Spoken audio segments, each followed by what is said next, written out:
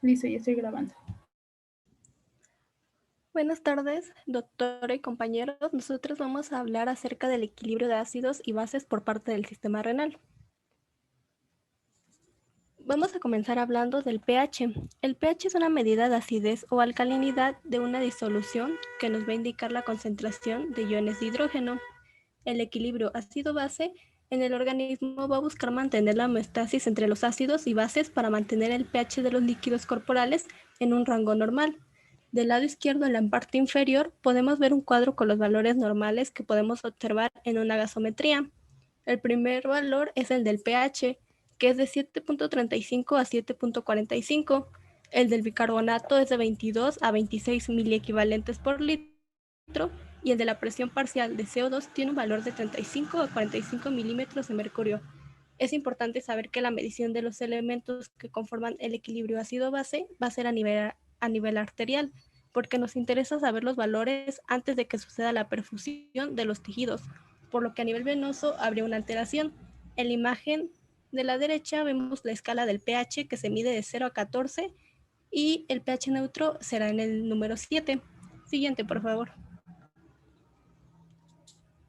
Vamos a hablar de los ácidos, que son moléculas capaces de donar protones con el ion de hidrógeno. Se van a dividir en ácidos fuertes y ácidos débiles.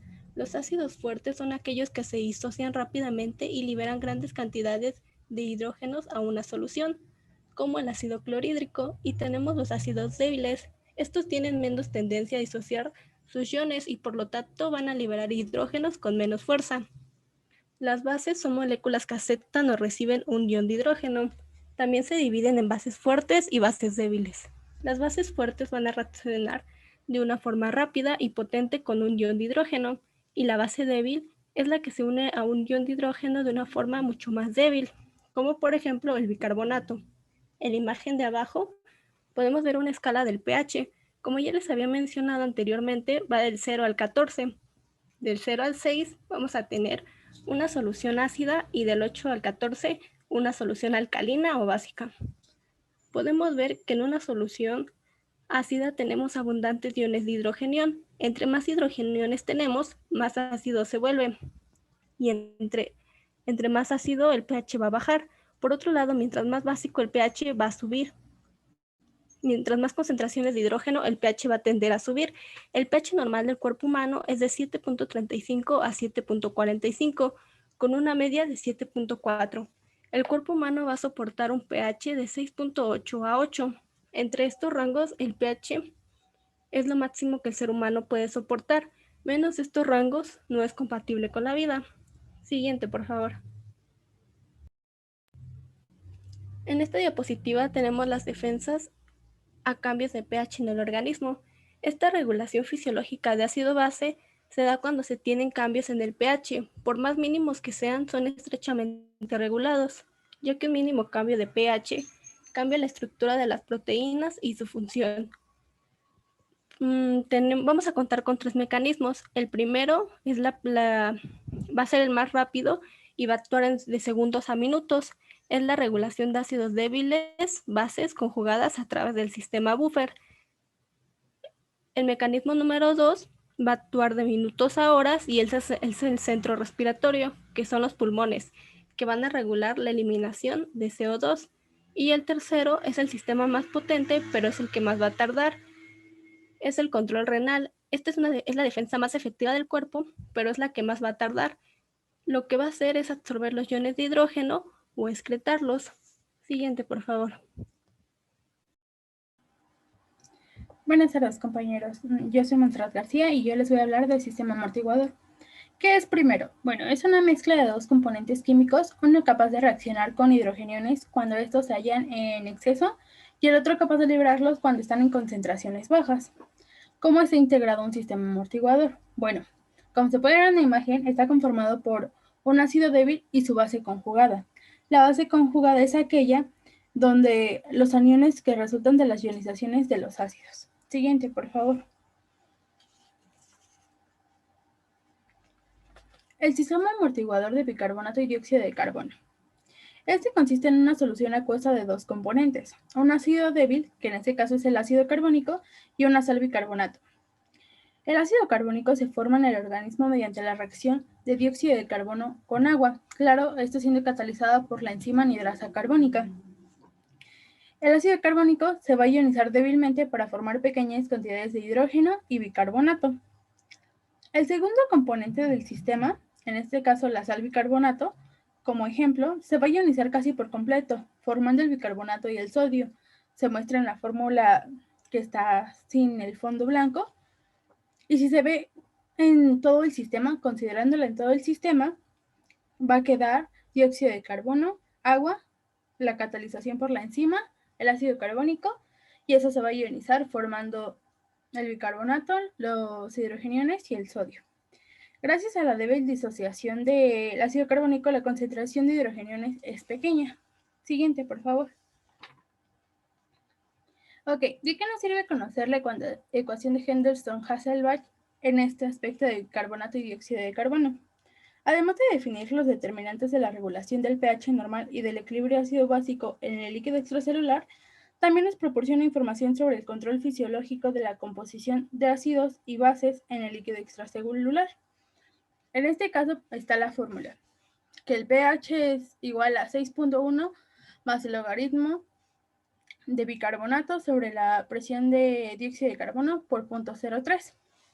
Esto se puede entender igual de una manera, que la concentración de bicarbonato va a ser directamente proporcional a la del pH.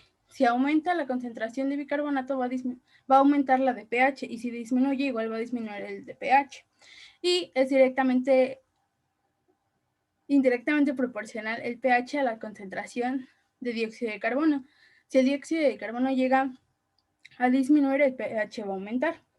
Esto igual se puede ver en la curva de titulación del sistema de amortiguación, ya que cuando se añade una base al sistema por parte del dióxido de carbono se va a convertir en bicarbonato, lo que aumenta la relación del bicarbonato, el dióxido y el pH, y cuando se añade un ácido es amortiguado por el bicarbonato, que a su vez es convertido en dióxido, lo que reduce la relación de bicarbonato, dióxido y disminuye el pH.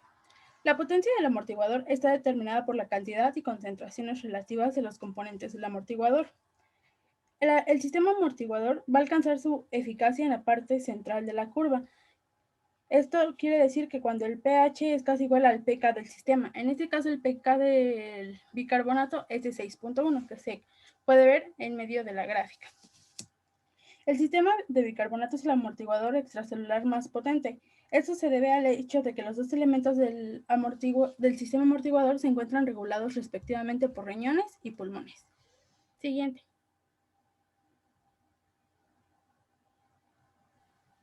Yo soy Valerie Esquivel y les voy a explicar el sistema amortiguador de fosfato. Este sistema tiene principal relevancia en dos líquidos, que es el de los túbulos renales y en los líquidos intracelulares. Esto se debe, como ya habían mencionado, a las altas concentraciones del fosfato para potenciar esa amortiguación. Sus elementos principales son el fosfato de dihidrógeno y el fosfato de hidrógeno. ¿Y cómo es que funciona? Cuando se añade un ácido fuerte, este va a ser sustituido por una cantidad adicional de base débil, y esto va a provocar la disminución del pH. Y ahí vemos la reacción química donde el fosfato de hidrógeno, o sea, HPO4, va a aceptar el hidrógeno y se convierte en fosfato de hidrógeno. En el caso de la adición de una base fuerte, esta va a ser sustituida por una base débil, y esto va a provocar solamente un aumento ligero del pH. En este caso, el fosfato de dihidrógeno amortigua los grupos hidroxilo para formar cantidades adicionales de fosfato de hidrógeno y de agua.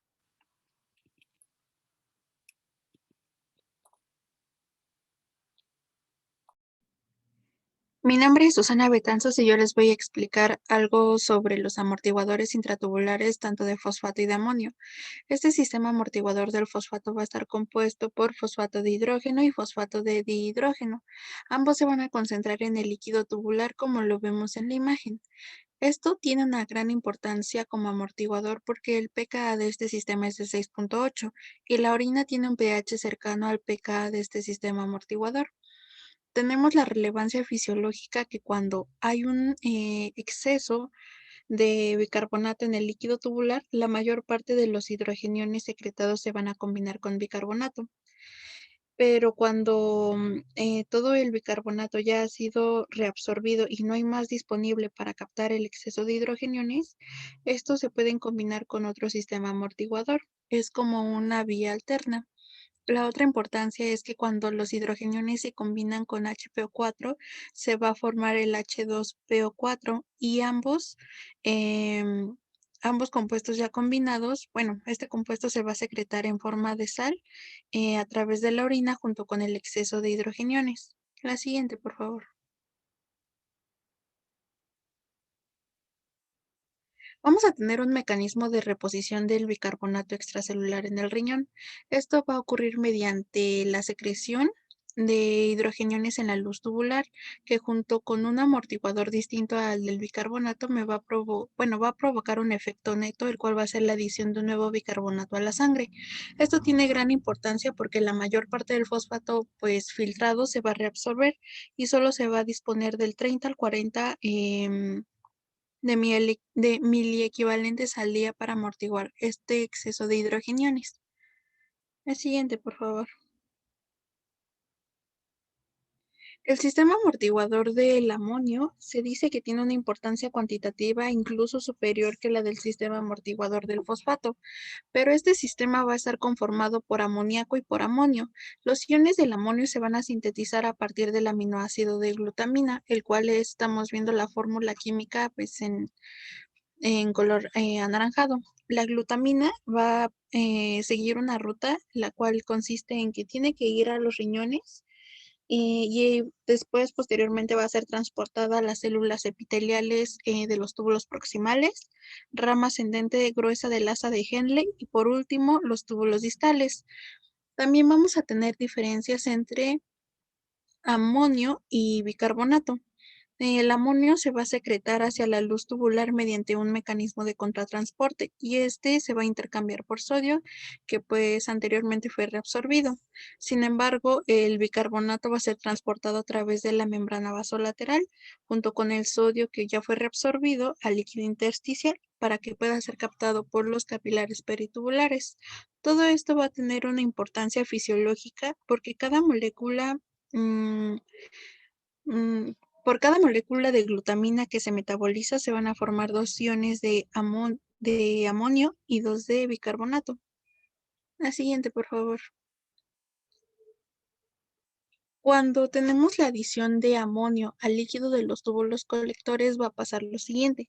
Los hidrogeniones que son secretados por la membrana tubular a la luz van a ser combinados con amoníaco y se va a formar amonio, el cual se va a excretar por la orina. Todo esto se conoce como proceso de eliminación, en donde el hidrógeno reacciona con el bicarbonato para formar, perdón, que reacciona con el amoníaco para formar amonio y este puede quedar atrapado en la luz tubular para ser excretado posteriormente por la orina. Siguiente, por favor.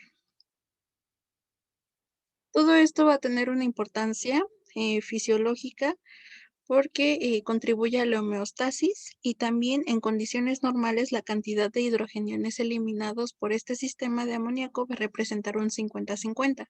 50% va a estar dado hacia el ácido excretado y el otro 50% por el bicarbonato, el cual fue nuevo y fue sintetizado por los riñones.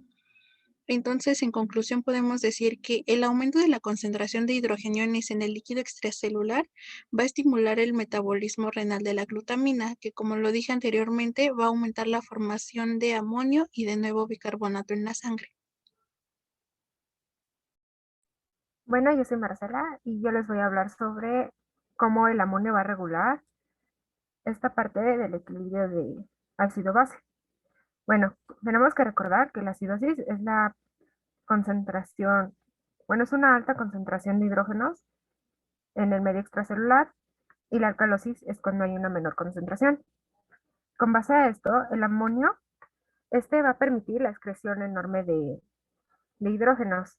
Entonces va a servir más para acidosis, por así llamarlo, ya que en una acidosis va a ocasionar que el cortisol salga y vaya a estimular a la vía de la aminogénesis. Esta vía va a ayudar a crear más amonios y que se van a excretar. También va a estimular a las enzimas del túbulo proximal. Estas enzimas, como recordaremos, estas enzimas van a servir para el metabolismo de la glutamina, que va a servir también para la producción de más amonio, al igual que la paratormona y la hipopotasemia. En una alcalosis, como debo de evitar que salgan más hidrógenos o se excreten más, entonces voy a tratar de reservarlos. Entonces, cuando hay una alcalosis, se va a inhibir este metabolismo de la glutamina y al igual se puede inhibir con una hiperpotasemia. Siguiente, por favor.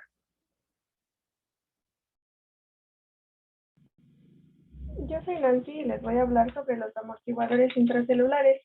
Bueno, la importancia de los amortiguadores intracelulares es porque su concentración es muy elevada al interior de la célula, además de que contienen gran número de ácidos o básicos, grupos como carboxilo, carboxilato, amoníaco y amina. Los pK de algunos sistemas proteicos son cercanos al pH intracelular, es por eso que son tan efectivos. La hemoglobina es el amortiguador más significativo. La oximoglobina tiene un pK de 6.7 y la desoximoglobina tiene un pK de 7.9. Y bueno, ¿cómo se da este proceso? Pues cuando el pH cambia, la hemoglobina libera oxígeno. Esto se da porque la sangre va fluyendo por los capilares. La oximoglobina libera oxígeno a los tejidos, que da lugar a desoximoglobina. A la vez se añade CO2 a la sangre, que se difunde y se cambia y se combina con agua para formar H2CO3. Esta se disocia en iones hidrógeno y en bicarbonato. Los iones hidrógeno se amortiguan gracias a la hemoglobina que se encuentra de forma desoxigenada. Y bueno, también las proteínas me ayudan a neutralizar los iones hidrógeno. Existe una relación entre las proteínas plasmáticas, los iones hidrógeno y el calcio. Esta relación conduce a cambios en el calcio ionizado cuando existen trastornos de ácido-base. Y bueno, ¿cuál es el mecanismo? Pues gracias a los grupos con carga negativa en las proteínas plasmáticas que se unen a los iones hidrógeno y al calcio. Por ejemplo, en la acidosis hay un exceso de iones hidrógeno en la sangre que se unen a las proteínas plasmáticas. Por ende, se unen menos calcio a las proteínas y esto da lugar a una alta concentración de calcio libre en la sangre. En la alcalosis es todo lo contrario. Como existe un defecto de iones hidrógeno en la sangre, hay menor unión a las proteínas plasmáticas y esto da que se unan más al calcio libre. La siguiente, por favor. Hola, soy Sofía y yo les voy a explicar sobre la reabsorción de bicarbonato. Para empezar, el 80 al 90% del bicarbonato reabsorbido en el túbulo contorneado es reabsorbido en el túbulo contorneado proximal, mientras que el 20 al 10% restante es reabsorbido en el asa de Hele y en el inicio de los túbulos distales. También hay que tener en cuenta que por cada ion hidrógeno excretado se reabsorbe bicarbonato. Bueno, esto inicia cuando el ion hidrógeno es secretado mediante el cotransporte de sodio e hidrógeno. El hidrógeno secretado se consume en una reacción con el bicarbonato, formando ácido carbónico. Con la ayuda de la anhidrasa carbónica, que ésta se encuentra en la membrana apical o en el citoplasma, ayudará a catalizar la reacción para así formar dióxido de carbono y agua, los cuales pueden difundirse a través de la membrana de las células del túbulo. Estas van a volver a recombinarse con la ayuda de la anhidrasa carbónica y esto va a formar al ácido carbónico de igual manera. Y este se va a disociar en bicarbonato e hidrógeno. El bicarbonato se va a reabsorber por la membrana vasolateral y así llegar a la sangre, mientras que el hidrógeno formado será excretado como al inicio. La siguiente, por favor. Hola, yo soy Fernanda Zamora y les voy a hablar acerca del manejo renal de hidrogeniones. Bueno, los riñones van a controlar el equilibrio ácido-básico excretando orina básica o ácida. El hidrogenión es un electrolito que, si aumenta los valores normales restringidos del organismo, va a alterar fundamentalmente las estructuras de las proteínas,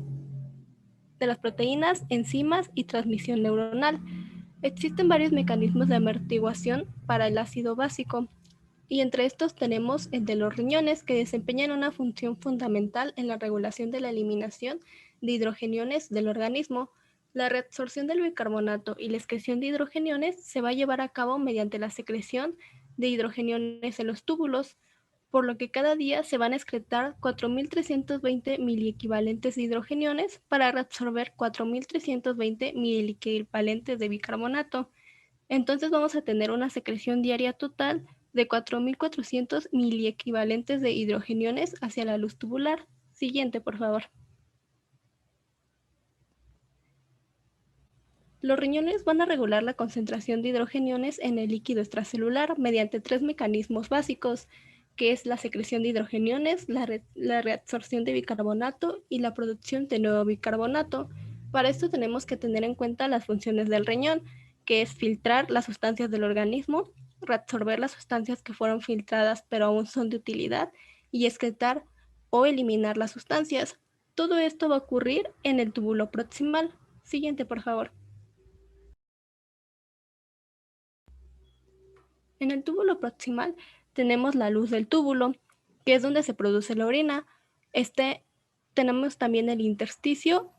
Todo el bicarbonato filtrado va a caer en la luz tubular. El sodio también se puede filtrar y absorber por un contratransporte de sodio y hidrogenión, que podemos ver con el número 1, donde por cada sodio que se reabsorba o elimine, se va a eliminar o secretar un hidrogenión. Aquí tenemos el primer mecanismo, ya que se secreta o elimina el hidrogenión hacia la luz del túbulo proximal y se reabsorbe un sodio. Después, el hidrogenión se va a unir con el bicarbonato y van a producir ácido carbónico. El ácido carbónico se va a disociar en CO2 y agua. El agua va a seguir su curso en la formación de orina y el CO2, como es un gas, va a atravesar la membrana y va a interactuar con el agua y se va a volver a transformar en ácido carbónico. Esto se va a disociar en bicarbonato y hidrogeniones, los hidrogeniones se pueden volver a secretar a la luz del túbulo y de este lado se reabsorbió el bicarbonato. Este es el segundo mecanismo de reabsorción de bicarbonato. Lo que se filtró se volvió a reabsorber. Y por último tenemos la producción de nuevos bicarbonatos, que es donde el CO2, como es un gas, se va a difundir a través de la membrana y el CO2 se va a encontrar en el líquido intersticial, en donde se encuentra el número 2.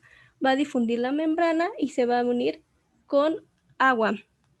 A través de la anhidrasa carbónica se va a formar ácido carbónico que se va a disociar en hidrogenión y bicarbonato, que se puede reabsorber. Este bicarbonato se va a formar de nuevo, ya que no se filtró ni reabsorbió. Siguiente, por favor.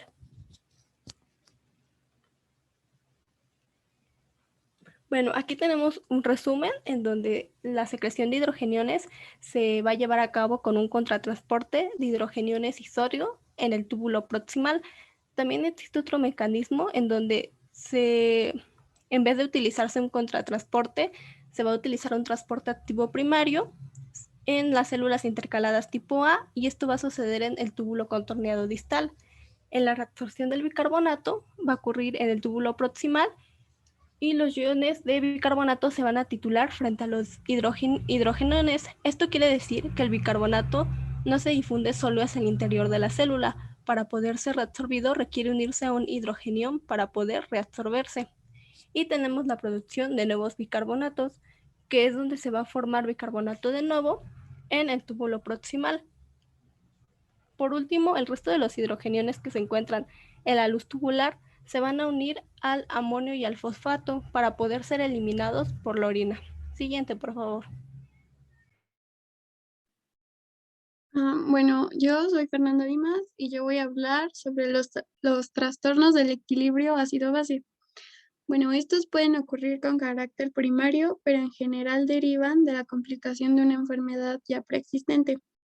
Tienen una frecuencia elevada en pacientes hospitalizados y su aparición tiene claras implicaciones pronósticas. Dentro de estas puede haber alteraciones mixtas, que son cuando hay presencia simultánea de dos o más trastornos, los cuales se presentan en determinadas situaciones. Siguiente, por favor. Bueno, estos trastornos se pueden clasificar en acidosis y alcalosis, los cuales se subdividen tanto en metabólicos como respiratorios. Siguiente, por favor. Bueno, primero, pues la acidosis es un proceso que tiende a disminuir el pH por un incremento de la concentración de hidrogeniones. Esta puede ser inducida por una disminución en la concentración de bicarbonato o por un aumento en la presión parcial de dióxido de carbono. Como ya había dicho, existen dos tipos. La metabólica se puede presentar de tres maneras. La primera es que en la sangre haya un aumento de ácidos orgánicos, ya sean cuerpos cetónicos o ácido láctico, y puede haber una intoxicación por fármacos ácidos como el ácido acetilsalicílico o el metanol. La segunda forma puede ser por una pérdida de grandes cantidades de carbonato, ya sea por diarreas intensas o vómitos intestinales. Y la tercera es mediante acidosis tubular renal por la incapacidad de eliminar el exceso de hidrogeniones o bases a través de la orina. La acidosis respiratoria se da porque se debe al aumento del CO2 como consecuencia de alteraciones que interfieren con la capacidad de poder eliminarlo, como en patologías como el EPOC, la neumonía o el asma. O también se puede dar por la inhibición de la actividad del centro respiratorio mediante el uso de anestésicos. Esto da como resultado que el CO2 permanezca por más tiempo en la circulación, formando ácido carbónico, el que se disocia para liberar hidrogeniones que acidifican la sangre, haciendo que aumente el bicarbonato en las gasometrías, lo que hace que se obedezca a la compensación renal que lleva a cabo el paciente, en la cual se favorece la excreción de hidrogeniones y la reabsorción de bicarbonato. Siguiente, por favor. Y bueno, la alcalosis es un proceso que tiende a incrementar el pH por reducción de la concentración de hidrogeniones, la cual es inducida por una elevación en la concentración de bicarbonato o por una disminución en la presión parcial de dióxido de carbono. La alcalosis metabólica, aquí se pierden grandes cantidades de ácido clorhídrico como consecuencia de vómitos de contenido gástrico repetidos. Estos se dan por la administración excesiva de bicarbonato o por la ingestión de medicamentos que disminuyen secreción, como los diuréticos. Aquí el resultado es que el CO2 permanece por más tiempo en la sangre y esto hace que disminuya el pH. En caso de que esto pues, no sea suficiente para el paciente, el riñón puede iniciar la excreción adicional de bicarbonato. Y en la alcalosis respiratoria, esta se debe a la eliminación rápida de CO2 como consecuencia de un episodio de hiperventilación. Se observa en crisis de ansiedad o por un aumento de la frecuencia respiratoria a altitudes elevadas. Siguiente, por favor. Mi nombre es María Fernanda Bautista y yo les voy a explicar los mecanismos de compensación renal, es decir, cómo los riñones reajustan el pH del líquido extracelular cuando éste se hace anormal. Siguiente, por favor. Como ya vimos, hay dos desequilibrios principales, que es la acidosis y la alcalosis. En cuanto a corrección renal de estos desequilibrios, la compensación va a ser la misma, ya que no importa si es respiratoria o metabólica, porque la compensación renal es la última que se lleva a cabo. En cuanto a acidosis, viéndolo desde el punto de la ecuación de Henderson-Hasselbalch, La acidosis aparece cuando el cociente entre bicarbonato y CO2 en el líquido extracelular se reduce, lo que disminuye el pH. Y desde el punto de vista renal, hay un exceso de hidrogeniones en los túbulos renales que da lugar a la reabsorción completa de bicarbonato. La respuesta compensatoria del riñón es un aumento de bicarbonato plasmático debido a la adición de nuevo de bicarbonato al líquido extracelular. Esto lo hace por el mecanismo que ya les explicaron previamente. La siguiente, por favor. Y en cuanto a alcalosis, en la alcalosis la relación entre bicarbonato y CO2 en el líquido extracelular aumenta, por lo que eleva el pH. Y a nivel renal, el efecto neto es un exceso de bicarbonato que no pueden ser reabsorbido por los túbulos, ya que al tener este exceso, no es suficiente la cantidad de hidrogeniones que tenemos, por lo que no se puede reabsorber. De esta manera hay que sacarlo de alguna manera y lo logramos excretándolo en la orina, para así reducir las concentraciones plasmáticas de bicarbonato y corregir la alcalosis. Siguiente, por favor. Clínicamente podemos medir estas compensaciones por medio de una gasometría. La gasometría mediría los aumentos o descensos de presión de CO2 respecto al bicarbonato. Y esa es la manera en la que podríamos darnos cuenta. Y pues eso sería todo de nuestra parte.